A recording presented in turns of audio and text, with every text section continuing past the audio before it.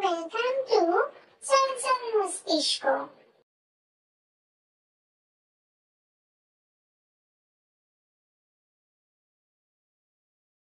একবার সম্রাট আকবর তার আদালতে এমন একটি প্রশ্ন করেছিলেন যে সবাই সেটা শুনে অবাক হয়ে গিয়েছিল। যখন তারা সবাই ভেবে উত্তর বার করার চেষ্টা করছিল, তখন তারা কিছুই ভেবে পেল না। বীরবল এই শুনে এগিয়ে এসে জিজ্ঞেস করলেন, রাজামশাই, কি ব্যাপার? তখন রাজামশাই তাকে সেই প্রশ্নটি বললেন। আচ্ছা বীরবল, বলো তো, শহরে কতগুলো কাক আছে? বীরবল সেটি শুনে সঙ্গে সঙ্গেই হাসলেন।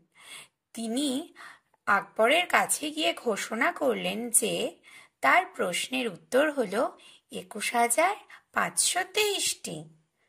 যখন জানতে চাইলেন রাজামশাই যে তিনি কিভাবে এই উত্তরটি জানলেন, তখন বীরবল তাকে উত্তর দিলেন, রাজামশাই, আপনার লোকেদের শহরের কাকের সংখ্যা গণনা করতে বলুন। যদি তার বেশি আরও কাক থাকে, তাহলে শহরের বাইরে থেকে কাকেদের আত্মীয়রা তাদের পরিদর্শন করতে এসেছে। আর যদি তার কম থাকে, তবে কাকেরা শহরের বাইরে তাদের আত্মীয় স্বজনদের সাথে দেখা করতে গেছে।